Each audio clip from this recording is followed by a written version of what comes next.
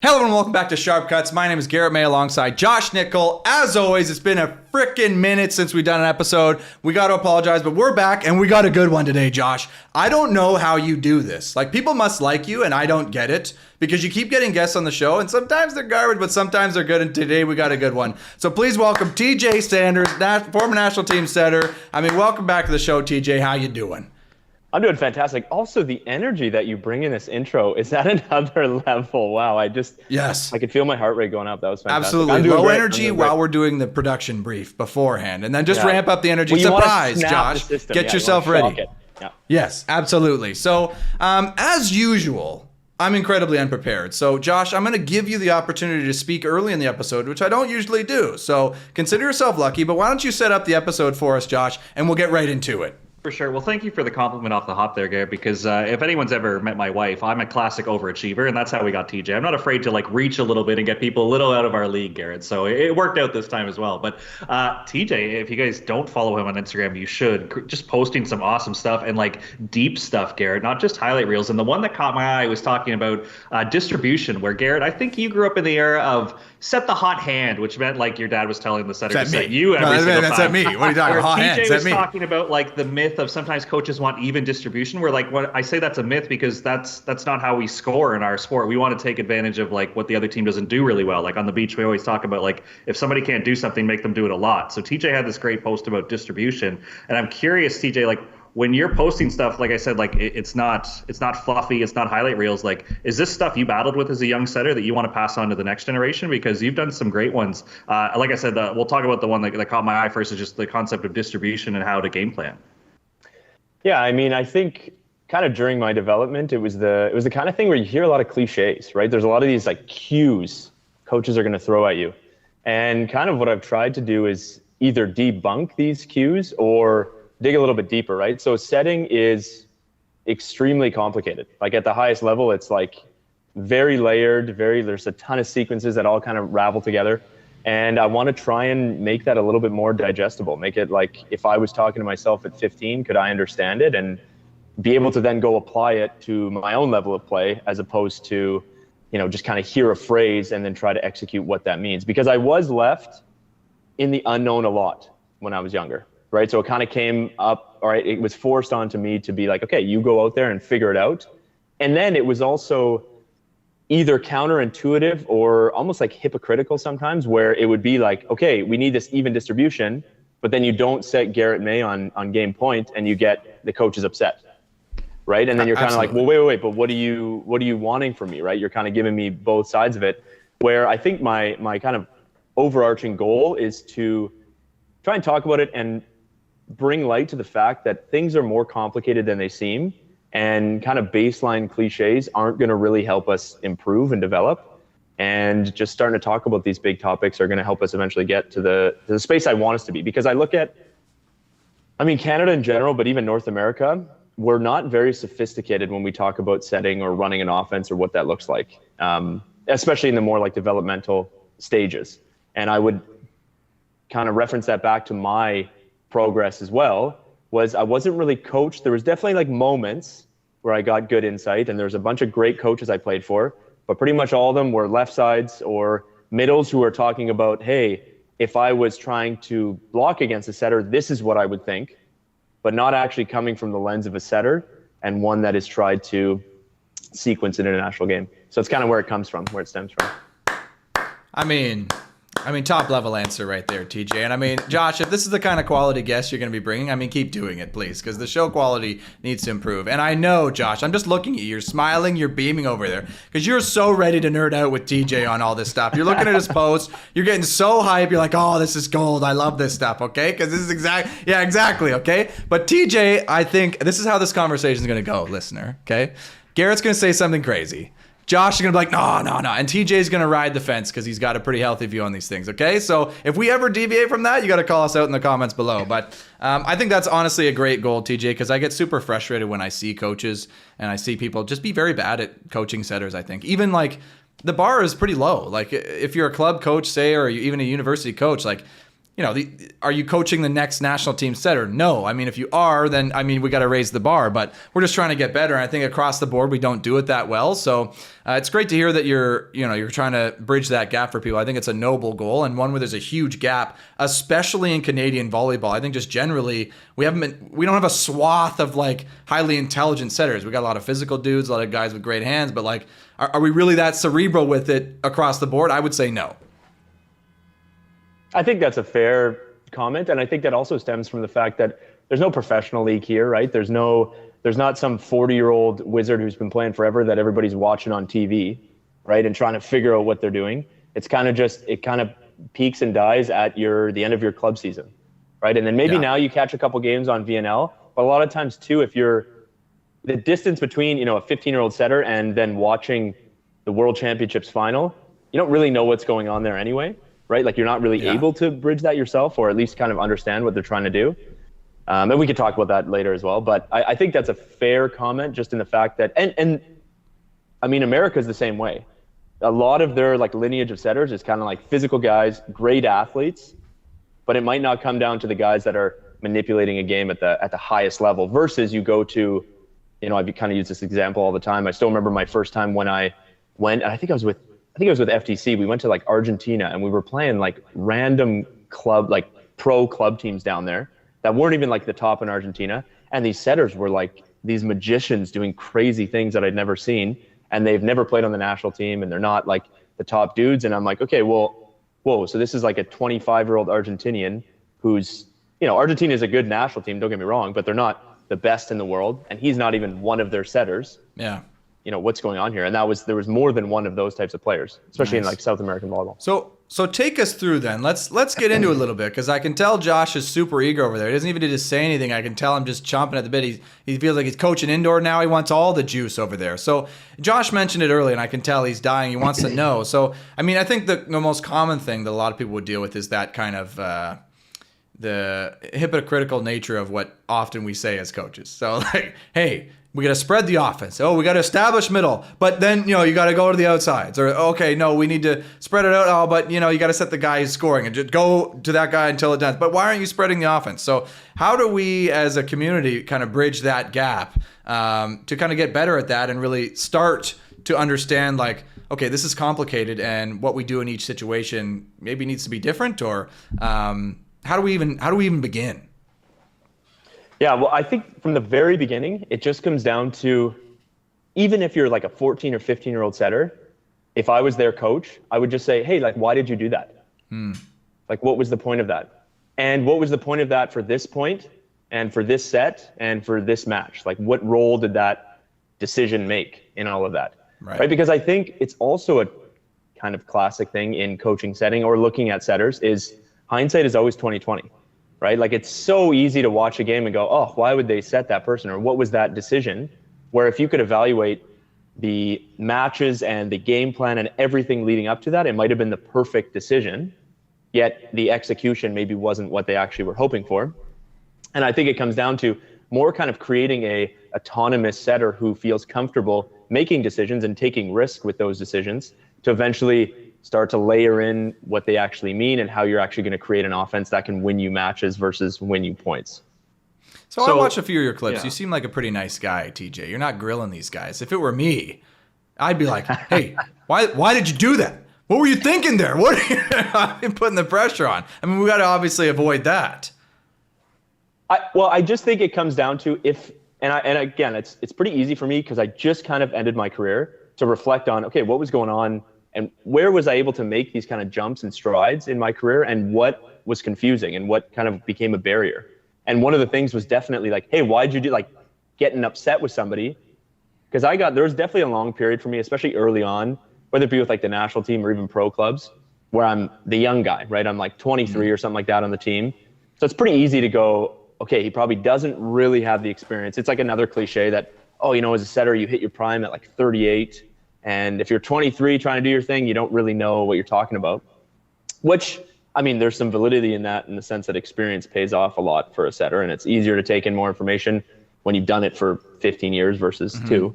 But I do also think that I was challenged a lot in my decision making, especially early on. So I got quite competent at defending myself. But I would say there was on the tinge of I became defensive. You know what I mean? It's like, oh, you're going to challenge that. Well, let me walk you through why I did all of this and let me explain setting to you. It was kind of one of those things. So as a coach, I also don't think that's that effective to put your player in that state, right? Because then all of a sudden I'm challenging the coach as opposed to challenging the other team, versus if I'm just sincerely curious why you made that decision and what role it plays. Because also there are decisions that are made. Like, that's why I also find it difficult to evaluate international setters on how, like, the game that they run or they ran. Let's say I just watched a game to actually evaluate what was going on, because I don't have the whole picture. Right. I don't know what their game plan was. I don't know how the blocking system adjusted to that. I don't know what was going on. Sure, I know that this guy had high percentages. I know that their middle was scoring. I know that they passed well. Okay, but I don't know what the overall plan is, so I can't accurately evaluate how they executed that plan.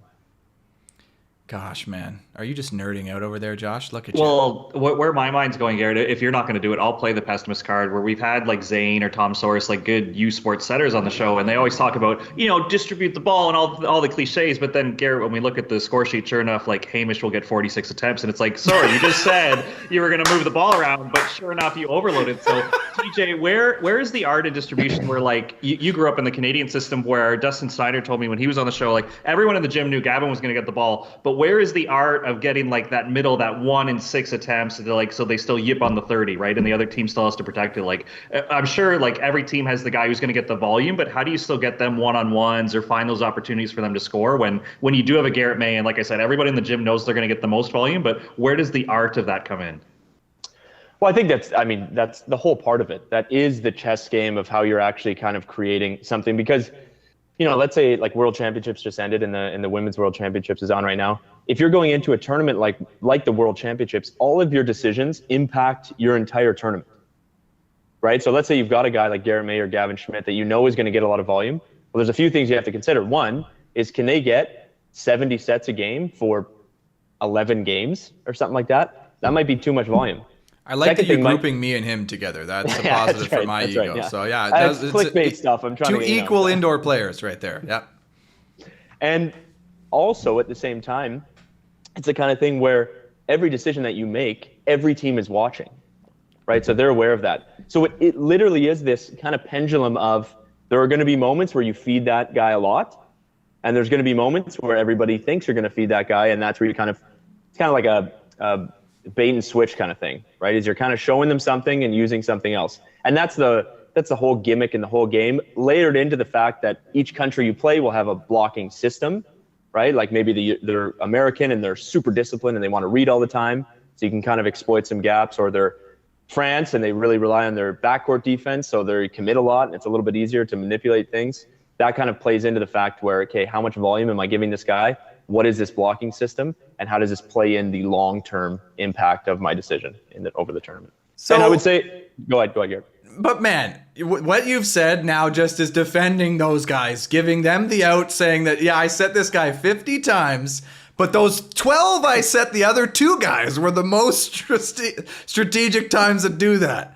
And it's like, okay, well, I guess not on an individual match, no, but maybe, maybe the tournament, it was his turn. Like, I don't like giving these guys an out, TJ. As wise as your comments are, we cannot let these guys off the hook, just selfishly. Yeah, but my comment to that would be, ultimately our goal and our purpose as a setter is to win the game. So if you got a guy that's going to win you the game, if you set him every ball, win the game. Go win the Olympic gold medal if you just ride Gavin to an Olympic gold medal.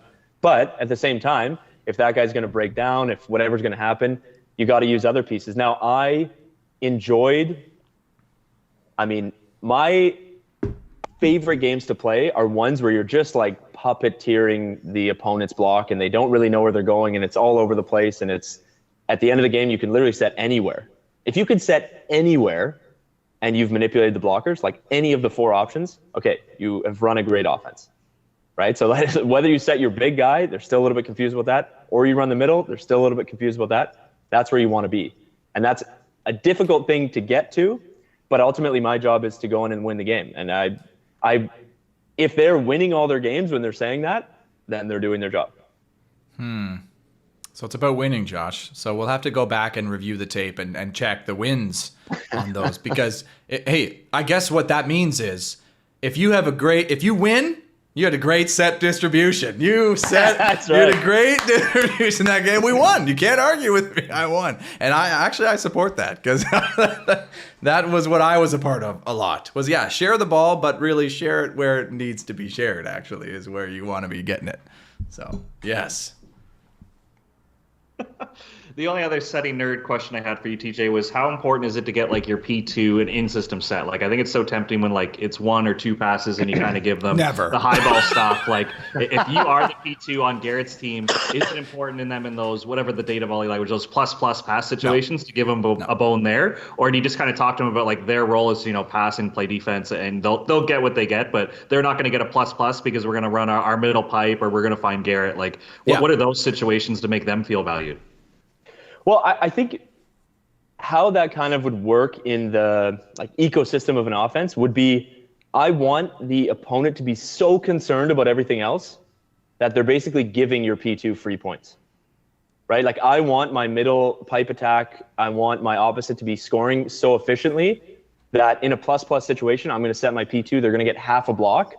And at the international level, even if you're a P2, you got to be able to score a half, it's not, you're still out there to score points at times, right? Like, it's not, but I would say that's definitely a part of the game. And there will be certain ways that you could do that. Like, there are some P2s that maybe you're doing more in transition and you're running super fast stuff and they're throwing a lot. Or they are like the guy that you can rely on to set them high balls and they'll just chip it off the block and recycle. Even if that is their role, that's another way to get them involved. It doesn't mean that you have to get them these epic opportunities where they're bouncing balls. Because again, like, that's a cool thing too, as you watch the progression of the game go from like club volleyball to university volleyball to professional volleyball. When you reach the top, everybody there, it's their job, right? So if you're a P2 and you're not getting the ball, you kind of got to get over yourself, right? Like, if you're not scoring, then you're not going to get the ball, which means likely you're not going to play or you're going to get dropped by the club or whatever it is. But that is ultimately your job, is to be there. Now, my job as a setter, like I said, is to win games, and a way to perhaps elevate my P2's serving efficiency or even passing or blocking is to get them good opportunities where they're able to score. So it's like that balance between, okay, how much do they actually get so that I can help them get better, and are they able to take the responsibility on of, you have a job to do. Okay, so I'm seeing really what happened here is Josh brought you on because he wanted to level up his setting coaching here, and he's just getting pure gold out of TJ Sanders' mouth here. So it's a bit selfish by you, Josh. So, I mean, and TJ, could you're just giving us the just solid advice right now. And I mean, it's a little bit too clean for this show. I mean, it's sharp cuts. Gosh, man, you're just so wise in your wordage. Like, geez, it's like you're better than the last time you were here.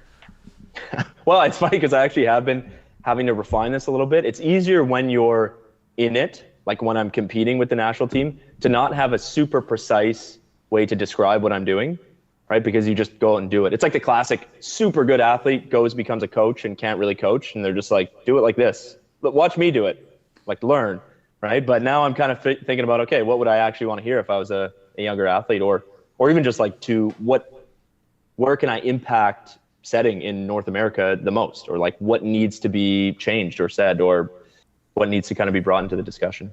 Well, I do have a gripe, Garrett. I do have one bone to pick here about setters, and even you just mentioned USA and Canada. Now that Garrett and I are coaching indoor again, I'm sick of the copycat effect that I think we just talked about this before the show. Benjo's doing such a great job, and he's such a charismatic guy that he's got this new offense, CJ, and it's laser fast. But at the U Sports and CCAA level, we now have teams trying this, and they don't have the horses, or they don't have the time, or they just don't have the ability. But if I go to one more exhibition game and it's just a bunch of middle pipe airs, I think I'm going to leave the gym, Garrett. Like, it's just not that entertaining volleyball. You should leave the gym. No, you should just get up and walk. No, you should leave the gym. But anyways, Garrett, the gripe is this copycat style where now everybody wants to run this Team Canada system where Garrett's been really hard on the guys. We only won 2 games at VNL. We only won 1 game at Worlds. Like, why are we copycatting? I've been hard on the guys. For sure. I've been hard on the guys. Yeah, like, is that our system? Middle pipe? Like what? Like a lot? Like, it's not only the copycat, Josh, but like the wrong copycat too, okay, now we got to go all in on this, like not understanding the intricacies of these things as well. Like I agree. Like you see a guy step over the line and crush the pipe into the bottom of the net, you're kind of going, really? Is this? And then he looks at the center and goes, higher, it needs to be higher. Oh, was I too early there? Man, like, come on. TJ, you got to help us out here, wade through these depths, because I think we're getting a little bit beyond ourselves here. I've chirped the national team a little bit for the system and putting pressure on the team to win now. And Josh has said, oh, no, that's the system. But now you're pissed that everybody's doing the system, Josh. Well, they're commenting without understanding it, Garrett. Like, I've talked to a few U Sports setters, and they're talking about, like, you run the middle pipe whenever you can, Garrett, because it's the most efficient thing. And volleyball is about scoring points. So why wouldn't you want to be more efficient? Well, if you look at your stats or your practice video, we're not efficient at running the middle pipe. So it's kind of one of those dilemmas, TJ, of like, we're not very good now. Are we going to get good by March of this year when nationals? Are going to get good by, like, November when league starts? Like, how much time do you invest in this just because Benjo says, oh yeah, run the middle pipe as much as possible, never stop running the middle pipe if it's there? Well, I also think if that becomes like the paradigm of your offense in U Sports, I would be doing the opposite, because obviously teams are going to be used to playing against that, and they're going to want to play against that. It's a classic thing where you look at, I mean, that was the fun part as well, playing internationally, even like in different pro leagues, is there's different styles of volleyball. Like, it's played differently. In Canada, or especially from my experience, let's say, like when I was in university or something like that, we're all playing the same volleyball, right? Sure, some guys touch a little higher, some guys serve a little harder. Maybe you're running the middle a little bit more, but the style of volleyball, the game of volleyball is the same. But you watch Japan play Russia, or Iran play Argentina, or USA play Poland. Those are all very different styles. They have completely different systems that they're creating, and they've created and built up. And I think that's what you're kind of trying to see. The objective is for Canada to do the same thing, right? So we were super systematic back in my day, like early my day. It was almost like rigid, like computerized in a way. And that was our way, that it's like, hey, maybe we can get a point here or there by being like very systematic. Then Steph came along, and it's like, hey, we got to get more creative. He's bringing a little bit more of like the French system and the French culture of volleyball into our game, which is exactly what we needed, World League bronze medal.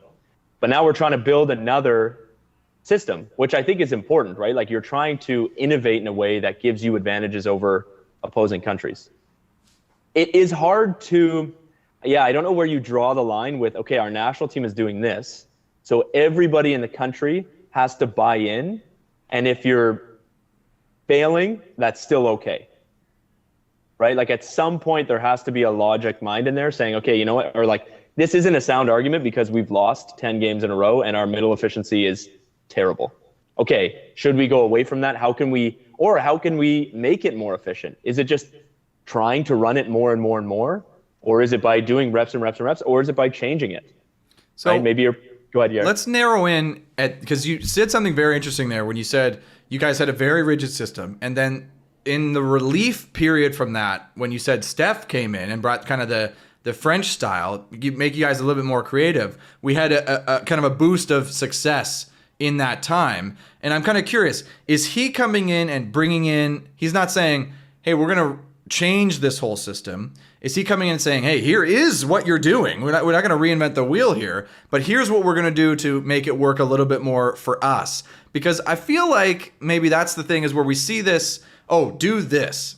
But how does this work for us? Kind of has to be the mentality for me anyways, in what I'm doing is like, yeah, okay, middle pipe is great, but how does middle pipe work for us? If it doesn't, then we need to maybe rethink. And if it does, how does it? So I'm kind of curious, in your experience, was that what it was? Or was it, no, I'm coming in and doing this whole new thing, and that brought on the success?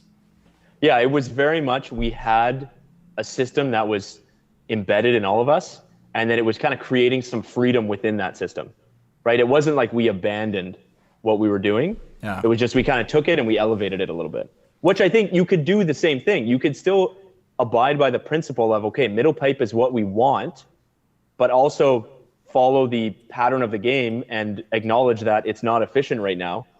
And how can we still win, knowing that that's what we want, and we want a highly effective and efficient middle, and we want to run it a lot, but we also want to win the game, or we want to elevate our entire offense or something like that. So it sounds like, Josh, what we've discussed here, and it's great insights from TJ, that really your gripe is not with the system. It's with the coaches.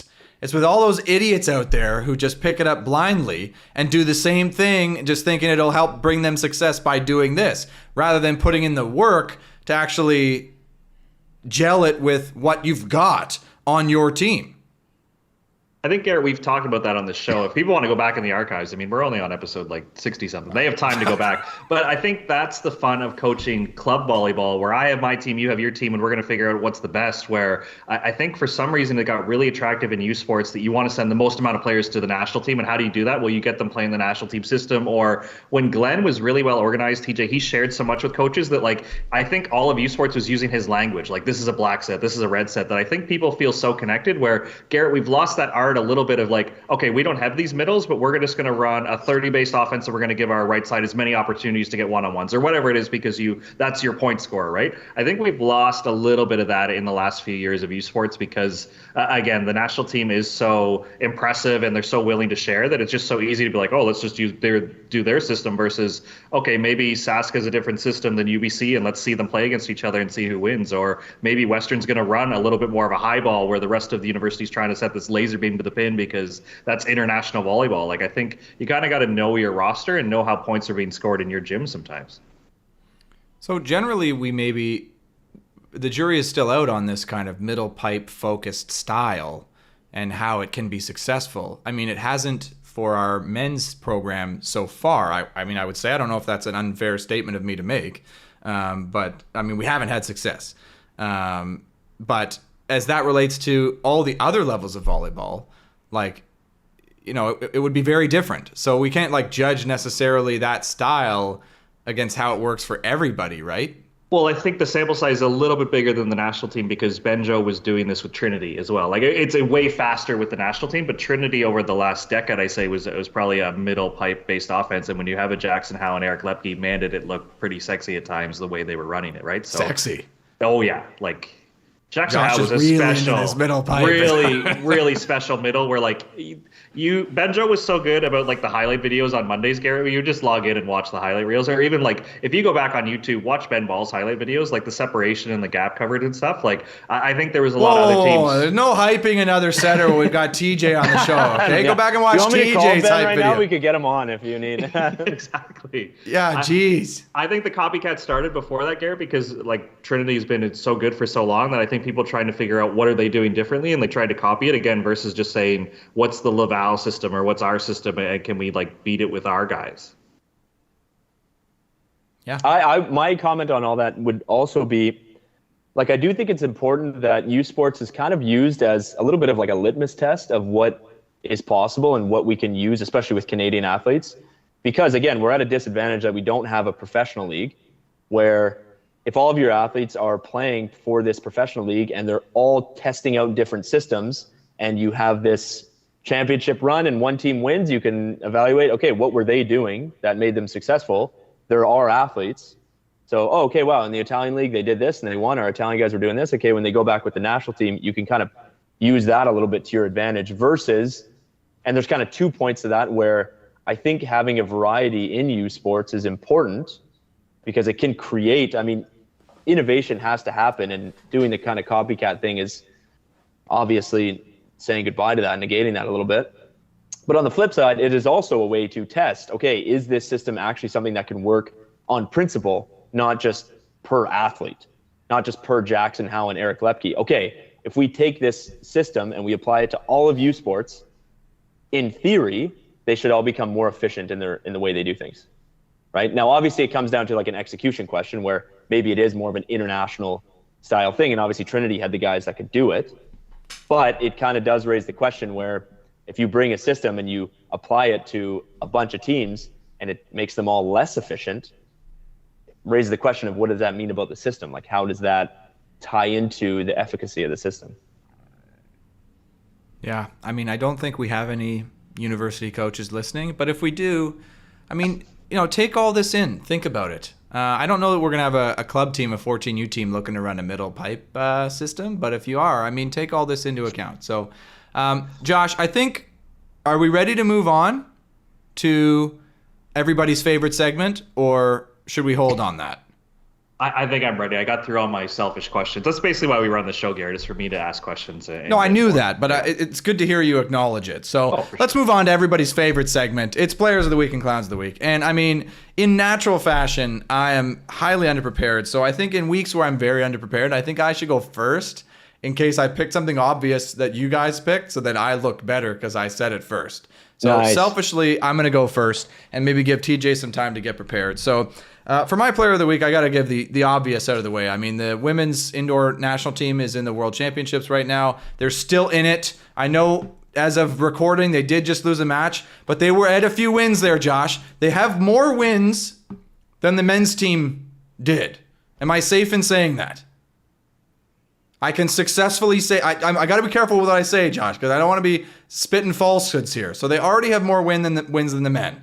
Yes. Confirmed. So, I mean, hey, women, it's been a while since we've been able to say, hey, feel it, dudes. Like, we're kicking your butts. So congrats to them. I know they got lost, but hopefully we can get some more wins. And, I mean, I don't often say this, but good friend of mine, Jen Cross, captain of the national team, we had her on the show. I mean, she has a comment here in the Volleyball Source media release, or in the Volleyball Canada. So, I mean, congrats to them for being relevant, and hopefully it keeps going. So, Players of the Week, Team Canada Women's Volleyball. So, hopefully that was a low-hanging fruit, Josh. So, I don't know. Do you want to go first, or do you want to throw it to TJ? I'll take it just in case he takes mine. But in knowing the show, Garrett, I thought Player of the Week was a player, not necessarily a team. I think. No, come on though. But no, stop it. But it's not. Wow. Garrett's pretty innovative, though, so I mean. So, yeah, I'll just add on to yours, I guess. Kira Van Rijk, Garrett, is absolutely crushing it. And it's fitting because we have a setter on the show talking about distribution and, you gotta move the ball around. You got to do all this stuff. No, she's getting over, I think her average, I'll look it up. It's 18 points a match, Garrett. She's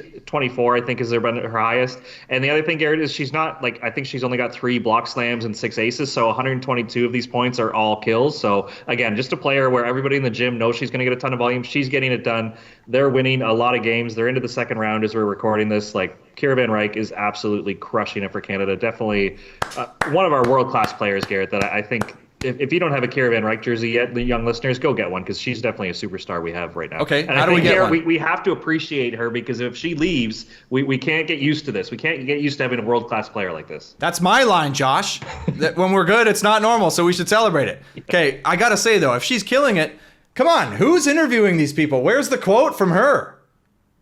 They're asking Jen Cross, they're asking the coach, but they're not asking her, who is apparently killing it. Let's go, media. Let's get a quote from her. You got to give Jen her credit. Jen's been there through the program. She's seen it grow. She's been a big part of it. But Kira's 5th in tournament scoring right now, Garrett. So I think she deserves the Player of the Week right now. No, I agree. I'm saying they didn't get a quote from her, Josh. What do you mean? And I gave Jen credit. What are you talking about? Where's the quote for the media? Josh, take that credit back and give it to her and just be like, hey, Jen, I got your back. Don't worry about it. Yeah, if you just say I didn't say that, I did say it. We just heard it. Well, if you and Jen are so close, maybe she can come on the show and just stand up for herself and really describe it. Yeah, we're not that close. Yeah, we're not that close. But I would say they do likely after every game, the captain and the coach have to go to a press conference.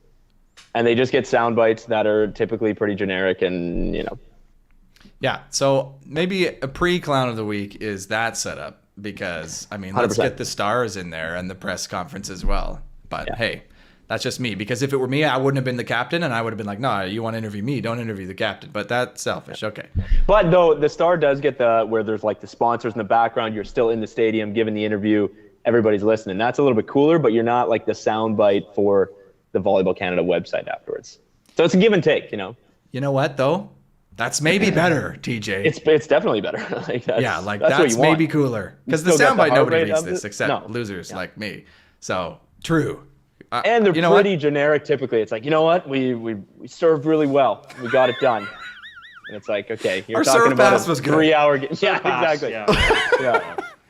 Awesome. Okay. Well, a couple of players of the week from Team Canada Women's Volleyball. Great by us, Josh. Great minds, I guess. So, DJ, are you going to complete the hat trick with another player of the week from that team? Because we're on a roll. Now that I'm looking at it, you couldn't have picked the lower hanging fruit. But I do want to, before I get into mine, I do think they deserve to really be hyped up right now. So they lost today to Turkey. I just watched the game when I got home from school there, and they were up in, I think, every set. Like, they had opportunities to close out every set, like, after 20. And Turkey is a very high-level team. They were playing really well. It wasn't like Turkey wasn't playing well. And we were, like, a couple points here and there after 20. It was 3-0, but I don't think that really gives you the full picture of the game. It was a tight game. Yeah. And I think that they're at the point where, like, any game they can go out and win. And I think that that's something that's definitely got to be celebrated. And I think they're still not out. They can still move on from this pool too. And they're playing at a level that like you guys are saying, it's like Kira is playing at a level of one of the best players in the world. Like, she's an amazing attacker, amazing server. She obviously showed that in VNL. If she finds that here in World Champs, it'll be deadly. I'll give them a bunch of props. And I don't know if, again, now Garrett went for a team, so I don't know if, but Poland did just sweep the U.S. 3-0 in women's. Reigning Olympic champions. They're kind of on a big run. We also watched some clips of that game. It was pretty impressive. They had an absurd amount of blocks. Their blocking lineup is gigantic. So my, I guess, team of the week. Player of the week. Listen, grammatically, it doesn't need to make sense. Okay, fantastic. My player of the week will be Canada, because I'm loyal and patriotic to a point that it is, But Poland deserves a runner-up consultation ribbon for their performance against the U.S., winning 3-0. Well, that's awesome. So thanks for actually bringing some intelligent commentary. I mean, the level of intelligence in those players of the week, I think, rose slowly from person to person. And I'm glad we went with TJ last, Josh, because now I look way less bad. Still bad, but way less bad. And I also love TJ's comment, we couldn't have picked any lower hanging fruit. Like, the lowest of the low-hanging fruit was picked, and I mean, yes. So, and you made your point too, going, no, let me go first. And then Josh was like, oh, let me pick a player from that team. And then I was left with nothing. Poland.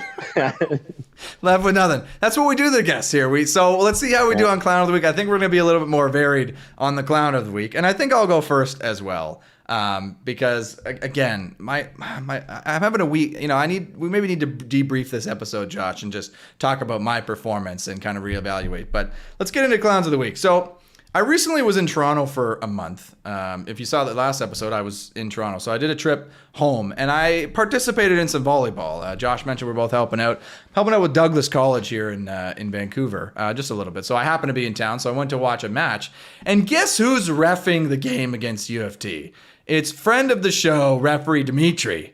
And so, I mean, shout out to Dimitri. Reffed a great game. I mean, awesomely reffed game. No issues there. It was terrible volleyball, but not his fault. But after the game, comes up to me and says, "Hey, bud, you're pretty weak on sharp cuts these days. You're not doing you're not talking hosier. You're not chirping that much these days." And I went, "What, man? like harsh." Like, I come here and you're just going to chirp me full out? So, I mean, here, I'm throwing it back at you, Meech. Clown of the Week to you, bud, for not being more focused and celebrating me when we come there, eh? So you give me the right stuff when I come, you don't get Clown of the Week, you get Player of the Week. So over to you, Meech, for Clown of the Week. I mean, it's a ref, too. And calling him by name, he's probably going to be pissed. So, not apologizing, though. So Clown of the Week, referee Dimitri, for chirping me hard in Toronto, man. I leave for a year and now everybody hates me. What the heck, Josh? No love for the kid. Jeez. All right. Who's next? Should we let TJ go last We should let again? TJ go first on this. Well, I feel like the Clown of the Week is really just you could pick anything you want. And my Clown of the Week is going to be partially... You got two? We're down for two. We're calling as many people as you want. It's going to be one, but it's also kind of like I found it funny. And I just want to more bring up this situation because it's funny, but they'll be the Clown of the Week. So, and I'm likely going to get some names wrong here because I'm not a... aficionado of the AVP Beach Volleyball Tour. But I saw, the Taylors, who I played against like a bunch, junior team, and then kind of A team and stuff like that over the years, they're having like their run, and they win their semifinals. And I'm pretty sure AVP makes a comment like they're going to the finals. Could they get their first tournament win of the year? Right, so they're in the Phoenix finals. I think it was let's get some more context. The Taylors. So that is Taylor Sander, Taylor Crab. Crab and Sander, Taylors, AVP. Okay, I'm with you. AVP is the American. I don't know the actual. Yeah, what is it? What is it, TJ? What's the AVP? I was gonna say the American Beach Volleyball League, but I was like American Volleyball Professionals. I think it is. But I don't know. Be a bit Comment of a down below if we're clown wrong. job there too. Anyway, so they didn't win a tournament this year. Taylor Sander made his switch from indoor volleyball to beach volleyball. So they didn't win a tournament. A bunch of second places, like they're putting up good results and stuff like that, but they couldn't get a win. And then they go to the Phoenix finals, which, wow, I don't know why I'm blanking on this, but I think it was 6 teams went? 6 or 8. Anyway. It was 6. It was an interesting format. It was 6. Okay. Yeah. So it's 6. And they win their semifinal matchup. And AVP makes a post and a comment saying, could they get their first tournament win of the year? And Theo Brunner, who I think they had just lost to, like the Taylors just beat them, writes, whoa. This doesn't count as like a real tournament because there's 6 teams or whatever it is. And I remember reading that comment going, oh, that's kind of spicy. That's interesting. So I don't know who my clown is going to be out of that. It's either going to be the AVP for making that comment, or it's going to be Theo, or it's going to be me for the fact that it's likely an inside joke between somebody, and I'm reading into it as a fan of the game now, as a retired indoor volleyball player. But I think somewhere in there, I found it funny. I found it like kind of off cue, and it was good. Well, what's your take? I'll double down on Brunner. Like, Theo, man, you lose. He lost, and then posts. It's not a real tournament.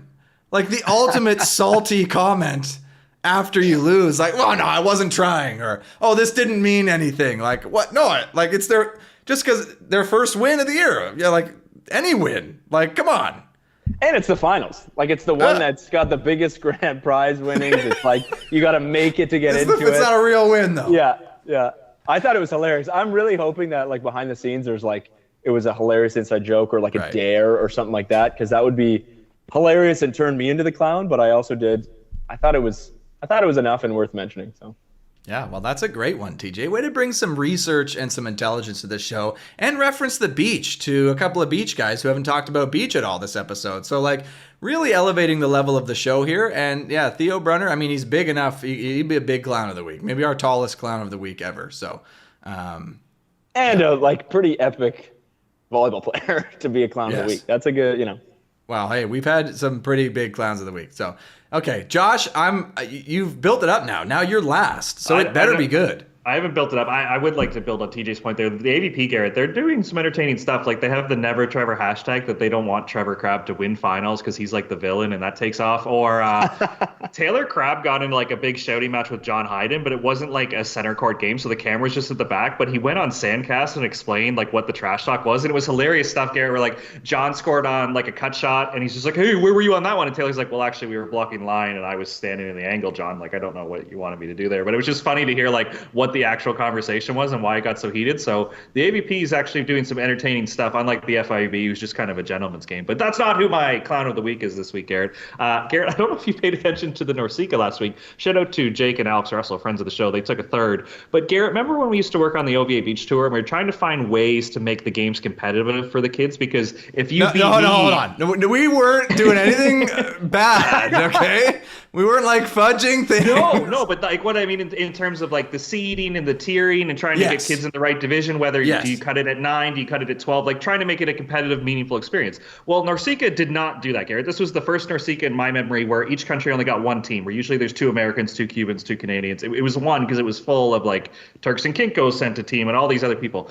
Garrett, out of all the 2-set matches that were played, there were 70. 46 were 14 and under. And there was a 21-0 that was not an injury forfeit. Cuba beat a team 21-0 and 21-3. So Norseca, I know it's like, oh, let's grow the game, let's include these people. You have to tier it because you can't have countries like Turks and Caicos or U.S. Virgin Islands going to these tournaments and playing the USAs, the Cubas, the Canadians. Because if TJ beats me 21-6, I didn't get better and he didn't get better. It's a waste of time, actually. But there was so many matches at this frickin' Norseca that it was just terrible, where it just became a demonstration of who's the bigger bully, who can show off their countries like GDP more than the other country. That literally 46 of 70 were considered a blowout, Garrett, if you draw the line at 14 or less points. So this was worse than an OVA tournament because we used to fight to make sure that equal level teams were playing together. This was an international tournament where like the matches didn't count until the semis.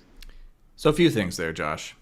I mean, great clown of the week, first of all. Absolutely. I'm always down for Norseca as clown of the week. Absolutely. Happy for that. But it's, again, low-hanging fruit, Josh. No problem. But yeah, I mean, low-hanging fruit. Norseca's been your clown of the week maybe 10 times. So, I mean, it's unsurprising.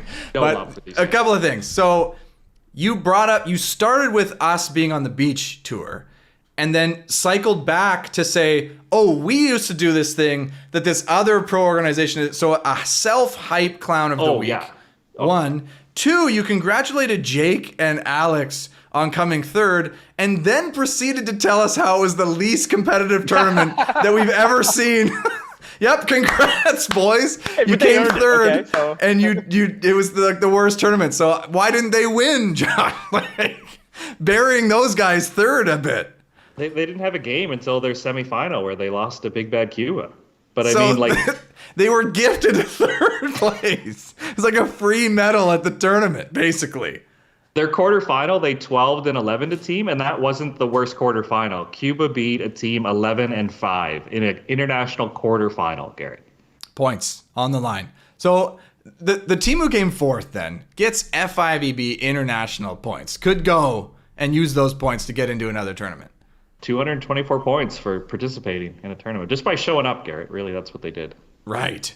Yeah, like one of my best results on NORCECA ever, I got a silver medal, but our semifinal was terrible.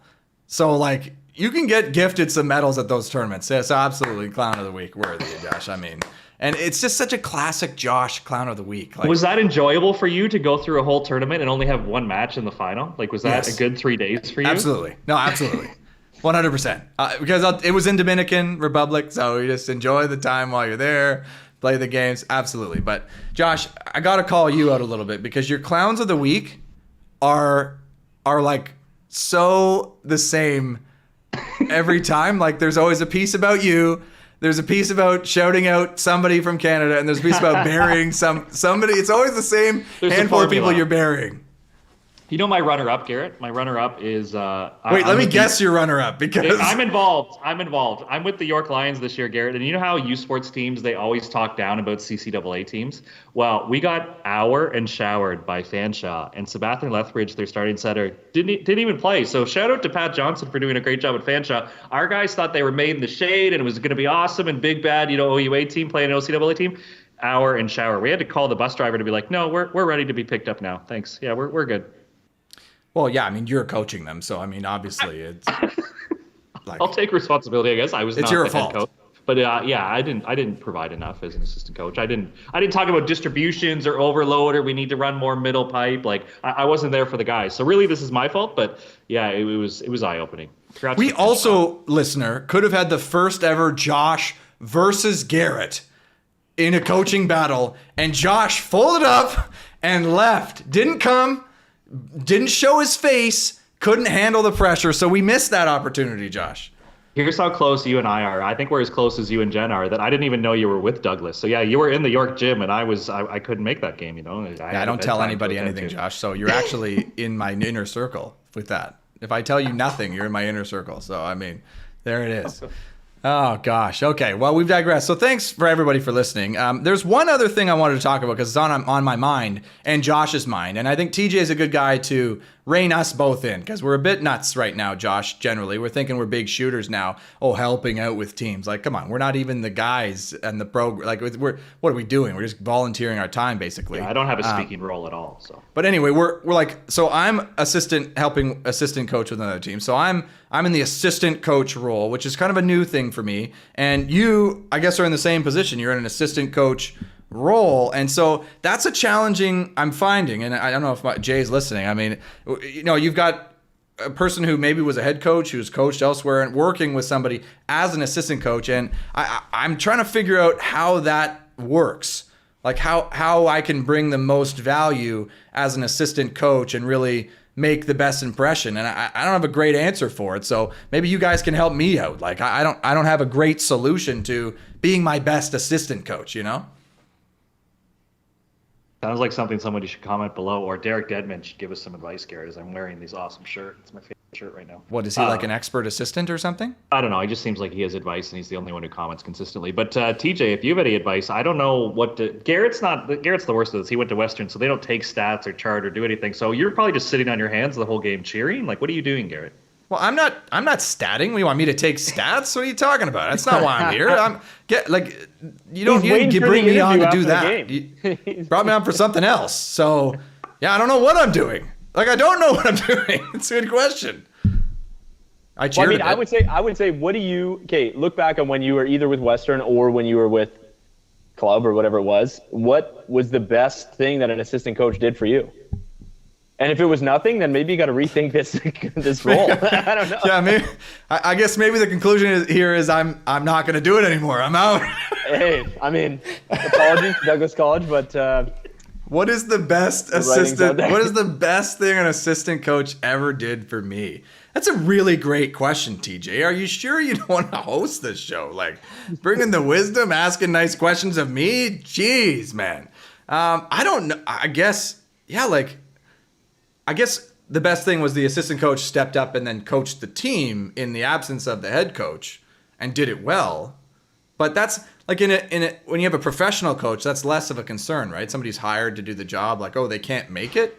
Like, what you know, like what else are you doing? I hope like, that's not the actual metric, is because then you're just sitting there waiting for the head coach to not be able to make it, and you're like, well, this is what I've been training for. Yeah, like that's not really a thing that's probably going to happen. So, yeah, I don't know. At Western, like the assistant coach was just such a weird role, very judgmental, and just didn't really do much for us, I think. Sorry, Jeff, but ran some practices and stuff like that. But yeah, it wasn't a clear role. And then in my last year, my dad came and was the assistant coach and basically just like put pressure on the coach to make certain decisions or moves the whole time. So that's my frame of reference, is like they'll come in there and be kind of like a bit of an obnoxious but maybe correct voice on the bench. Like that's tough. That feels bad, right?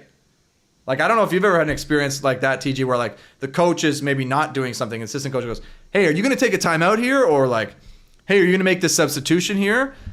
Which is just always such a challenging interaction to have with another person. I do think it's bizarre when the roles aren't clearly defined, you know, when it's just like, oh, the head coach has the authoritative position and they should be making these calls, or they do literally have to make the call for the timeout, and other people are kind of the, you know, making the decisions behind there. I've never had that sort of situation. It's more been the flip of, you know, the head coach is kind of just followed by a bunch of yes men or something like that, where especially in like a pro club where the head coach is the guy that's paid. And sometimes you might be in a situation where the assistant coaches are just, you know, ex-players or whatever. And they kind of just, yeah, cool, good idea. Like, yeah, that makes sense. But I would say, like, in my experience, if I were to answer that question, I think I've definitely had multiple times where the head coach is a little bit like too busy thinking about a lot of things and trying to manage a lot of things. So you can have a little bit more, you know, personal relationships with an assistant coach. You can have, like, they can help you. If I'm trying to look at something like blockers or whatever, I can have them be another set of eyes. I also think you can kind of support a player a little bit more than a head coach, because the head coach is thinking about like this general well-being of the team, where you can kind of go in and be like, hey, this guy's collapsing, I can lift him out of that a little bit, or vice versa. He's like playing out of his mind and I'm going to celebrate that even more for him. Like, I feel like you get to be a little bit more precise with your actions, where a head coach has to be a little bit more general. Yeah, that's a good point. I mean, you do have that opportunity because that's really, you don't have any, like, you don't have any other responsibility on you. Is that what you're doing, Josh? It doesn't really seem like your style, though. Are you taking stats? Because I wish we would have got TJ on the show 2 weeks ago. No, Garrett, I wasted time against Brock. I was charting shot charts by rotation and like reception stats of what they were doing, and like it didn't give us any secrets. We still went to 5 with them, and like even by the 5th set, I couldn't be like, oh, watching this rotation, they're going to do this. It was kind of like, okay, when they pass well, they run their middle pipe option, and when they don't pass well, they dump it out to the pins. So like volleyball, they played volleyball, Garrett. Do something about it. Yeah, that's the worst, when you do the shot chart and it's just like, it's either a full spread, like it's totally useless information, or it's the most obvious thing and you knew it, but you're still getting crushed. It's like, in both cases, you're kind of like, well, what do I even do with this? You spent 4 sets statting that and you're like, oh gosh, yep, I knew that. I feel like that's a very deep, real fear of mine, that at like some point in my life, I'm going to be a coach and I'm going to do something like that. And just the self-pity of my waste of time would just be out of this world. I don't think I could handle it. I don't know if I'm ready for an assistant coach job, because I don't know if I could suffer through that, Josh. That's both I won't be doing and You know, the worst part, Garrett, is Dave didn't even ask me to do it. I just thought that would help the team by charting. Like, it didn't help at all. And it didn't. And Did we you got a even new use clown it? of the week. Yeah. Did you show anyone? Hey, boys, look, this is how they're beating us. Do something about it. Figure it out, boys.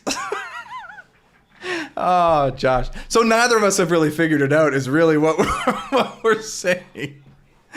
Oh, gosh. So yeah, I do have a bit of experience as assistant coach, but it was with my partner when she was coaching a club team, and I was in there to work with her and help her be a better coach. And that's a pretty clear role. Like, I help the team, but we're working together, right? And there's only two. But when you're in like a college or university setting where there's kind of a larger group, there's a few other assistant coaches, like, do you just kind of coach delegates you and says, hey, I want you to focus on this, so you just do the best thing you can with what that is? Or do you challenge the coach a little bit and say, well, actually, I think either I'm better served doing something else, or no, that's not even important, we should be focusing on this? Like, then you can get into this really I don't know, I'm very worried about pissing off other people by being too challenging, and I guess it's not a thing we've seen a lot. Well, credit to Dave. He empowered me, Garrett. I was going to be allowed to call the serving spots, and I was going to be that. But then it turned out we have, out of the 6 guys who serve on our team, 5 are spin servers, and apparently you just don't call signs for them. They just get the green light. So it was me and the one float server trying to really snipe them up, So that was a good important role for me, that every 6 rotation I got to, throw a sign up for our guy. Yeah, I mean, player of the week right there to Josh Nickel for the signs for that one single player. I mean, congrats to you, man. I do wish that I heard these stories earlier. It would have made my clown and player of the week much clearer. No, Clowns of the week, fruit. too. It's for those dumbass true. assistant coaches, Garrett and Josh. Easy clowns of the week. Yeah, okay. I mean, well, that's why we didn't share it earlier, TJ, because we knew that internally.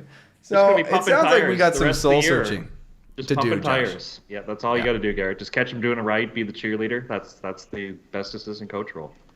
Yeah, but also I feel like I don't know. I'll do that. I'm not above doing that, but I feel like I have more to give. Like, am I going to go out once a week in games to like be kind of a cheerleader, confidence building guy? I don't know. Like, is that how I'm best served? I mean, maybe. But if it is, I need to know that, because then I need to kind of reconsider and think about what I'm doing. So, well, comment down below if you have any thoughts. That's a great question, though. What is the best thing an assistant coach ever did for you? What about you, TJ? You kind of answered that, but like, was there anything more specific?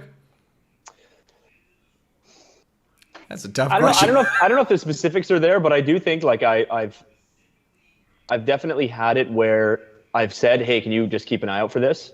Right. And it's also just the kind of thing where it relieves a little bit of pressure off you, that I don't got to be like thinking about so many things. I know that there's another set of eyes on this. As long as you got to trust your assistant coach and things like that. That is a tough one. I do think like the in a lot of situations, if you're an assistant coach, you might also be helping a lot with passing or with certain things. And maybe you're like also a technical guy on those kind of parts. Like if I'm putting myself in a assistant coaching role, I would obviously be working with the setters a bunch, and that would be kind of like a part of what I'd be doing.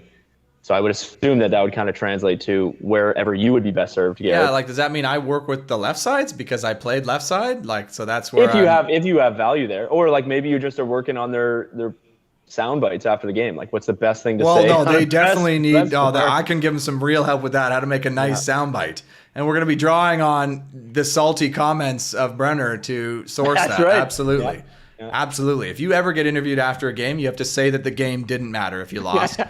And that's just 101. If I come out of retirement and go play on the American Beach Volleyball League, I think that's what it stands for, then that's what I'll be sure to say. Well, I mean, you and I are both free agents, TJ. And I mean... And you got that silver at Norseca, so... I mean, yeah. The last tournament I played in, I won. So, I mean... Wow. Have you officially announced your retirement? I did for the indoor team, for like the national team, yeah. Right, but not officially for everything except the indoor national team. I mean, you can even go back on that. Not that you would, but you could, right? What does that even mean? I fully could. It is funny because I've always kind of like prefaced that when I'm talking about it. Oh, like, so I saw you announce your retirement. Well, I could come back if I wanted to. Or not if I wanted to, but if it was like accepted and if it was whatever. But I'm like, I mean, yeah. It's definitely not. Not that I would, and not that that's in the plan, and not that like the team kind of needs to head in a different direction. But at the same time, it's just words on a page. Yeah. Well, and that's why I haven't done it, TJ. I haven't formally announced my retirement. So you and I are still in the game. I'm still a free agent. So if any pro teams out there are looking for an experienced left side in their physical prime, need some work. You got one here. I don't think anybody's going to become Colin, but and nobody's really asked to be my beach partner either. So there's still leagues that have the player coach, Garrett. I mean, if you're willing to go low enough, you can still be a player coach. Low enough. If you're willing to go low enough, what a great like low enough level. You're not going to be a player coach in like the Italian or Polish league, but if you're willing to go to like Portugal tier 2, they might have a job for you. I mean, I'll run it by the wife first to make sure. But hey, you want to go live in Portugal for a year while I player coach in a tier 2 indoor volleyball league? You know what? Saying it like that, it's an I think that's a hard yes. There's worse places to live. It's a hard yes. There's worse places, yeah. Okay, well, I don't know. They pay for our meals. Yeah. Speaking of how low you're willing to go, this is how low I'm willing to go with this show. So this is the low point, and I think we need to cut it off there. I think it's a good time for that. So TJ, thanks so much for joining us, man. It's always a blast having you on. So hopefully we can have you on again and chat about the Women's World Championship victory or something like that. I don't know, because that's going to happen, right? So thanks for joining us, man. Yeah, really appreciate it. Always enjoy it. It's always a blast. And another huge shout out to the women's team. It's been epic. It's been fun to watch, and it's cool. They're on this like big trajectory going into Olympic qualifiers next summer, and it's pretty sweet. Wow, that's great. If you're still listening, you're probably not, but if you are, thank you so much. Hit subscribe button, 5-star the podcast, comment down below, hit Josh up on Instagram and let him know that you want to see more posts. Follow TJ on Instagram as well, and all that great stuff. Josh, anything you want to leave the people with? Yeah, we can't get used to this, Garrett. We can't get used to the women's success. We have to celebrate it every single day. So if we can't get used to the women's success, how about we have one on the show once in a while, Josh? Or no, okay, no, okay. They're a little busy the next 2 weeks, Garrett. We'll get one. Okay, nice. I put my faith in Josh. All right. Well, thank you guys for joining us. Thank you for listening, and we will see you next time.